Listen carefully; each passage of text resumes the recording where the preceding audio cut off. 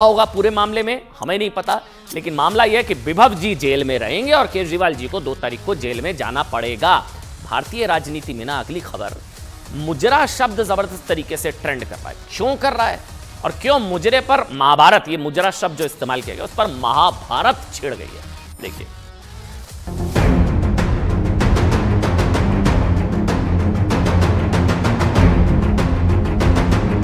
India alliance को अपने vote bank की गुलामी करनी है तो करें, तो वहां जाके मुजरा करना है तो भी करें।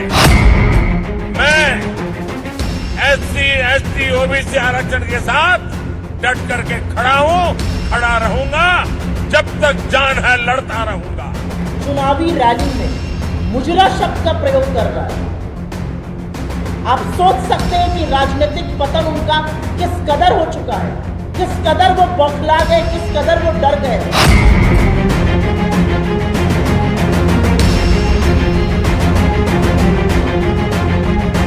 जब आत्मविश्वास लड़खड़ाता है तो जवान भी लड़खड़ा जाती है। क्या मोदी जी की जिम्मेदारी नहीं बनती कि वो पद की गरिमा रखे, पद की मर्यादा रखे? अच्छे जगह पे है वो, अगर इस तरीके से बिहेव करे तो कोई इसको पसंद नहीं करे। वोट बैंक के सामने मुजरा करना मतलब कि झुक जाना। शायद उनको पता नहीं कि मुजरे का मतलब झुककर आदर करना भी होता है।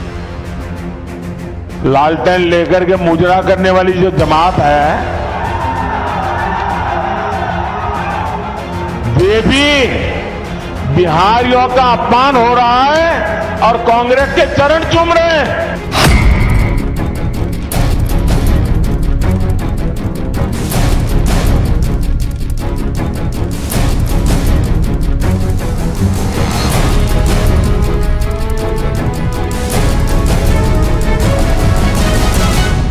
यकीन मानिए पूरा विपक्ष प्रधानमंत्री के जिस शब्द से चिढ़ा हुआ है, तिल मिलाया हुआ है, वो है मुजरा।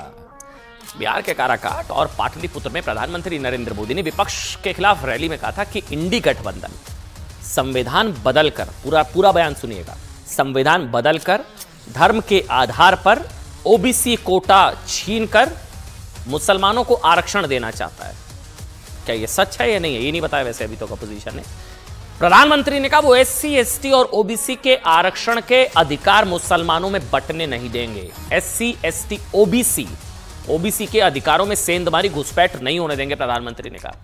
इसके बाद मोदी ने कहा कि इंडिया अलायंस को अपने वोट बैंक की गुलामी करनी है तो करे, गुलामी करनी है तो करे, उनको वहां जाकर मुजरा भी करना है तो करे, लेकिन वो SC, ST और OBC के अधिकारों में डकैती नहीं होने देंगे। प्रधानमंत्री का वो बयान एक बार फिर से आपको सुनाते हैं जिस पर विपक्ष पूरी तरह से ना तिल मिलाया हुआ। फिर आपको बताएंगे कि विपक्ष में जितना आक्रोश मुजरे वाली बात पर है ना, उससे ज्यादा खामोशी ये मुसलमानों को OBC आरक्षण पर क्यों है। मतलब इसलिए सवाल है कि मुजरा पर आक्रोश, तुष्टीकरण पर खामोश। बयान सुनाइए पहले। मोदी के लिए संविधान सर्वोपरि है। मोदी के लिए बाबा साहब आंबेडकर की भावना सर्वोपरि है। इंडिया अलायंस को अपने वोट बैंक की गुलामी करनी है तो करें, उनको वहां जाके मुजरा करना है तो भी करें। मैं SC, ST, OBC आरक्षण के साथ डट करके खड़ा हूं, खड़ा रहूंगा, जब तक जान है लड़ता रहूंगा। बिहारियों के इतने बड़े अपमान के लिए बिहार से माफी मांगी क्या, बिहारियों से माफी मांगी क्या? और ये इनको लालटेन लेकर के मुजरा करने वाली जो जमात है, वे भी बिहारियों का अपमान हो रहा है और कांग्रेस के चरण चूम रहे हैं। कांग्रेस के खिलाफ एक शब्द बोलने को तैयार नहीं है, कांग्रेस का जवाब मांगने को तैयार नहीं है। देखिए, विपक्ष की चिढ़, तिल मिलाहट प्रधानमंत्री की भाषा को लेकर है, ठीक, या फिर SC, ST और OBC वर्ग में कांग्रेस के खेल को जो एक्सपोज कर दिया प्रधानमंत्री ने, या इसको लेकर बौखलाहट है कि हमारा तो गेम खेल दिया प्रधानमंत्री ने, हमारी तो मंशा है ये नहीं है तो क्लियर करिए आप। मतलब SC ST OBC वर्ग का अधिकार छीनकर मुसलमानों को देने की क्या पोल खोल दी, जो SC ST असर ने भी कबूल किया था कि हम ये करने वाले हैं इंडी गठबंधन से, या फिर मतलब भाषा को लेकर है या इस बात को लेकर कि हमारी तो पोल खोल दी मोदी जी ने, या दोनों बातों पर है?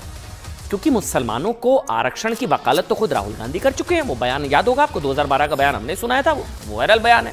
समाजवादी पार्टी कह चुकी है कि सरकार बनी तो मुसलमानों को आरक्षण देने के लिए संविधान भी बदला जा सकता है। कहा ना, बंगाल में OBC आरक्षण का हक मुसलमानों को दिए जाने पर कोलकाता हाईकोर्ट ममता सरकार को फटकार लगा चुका है। ये तो हुआ है ना, मतलब मुजरा पर आक्रोश है, इन सारे तुष्टीकरण वाले फैसलों पर खामोश है।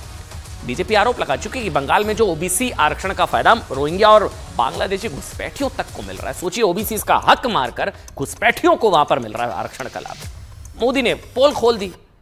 2014 के घोषणा पत्र में समाजवादी पार्टी सुरक्षा बलों में मुसलमानों को 15% आरक्षण का वादा कर चुकी है। तो फिर ये क्या है? गुलामी? चलिए मुजरा नहीं, गुलामी।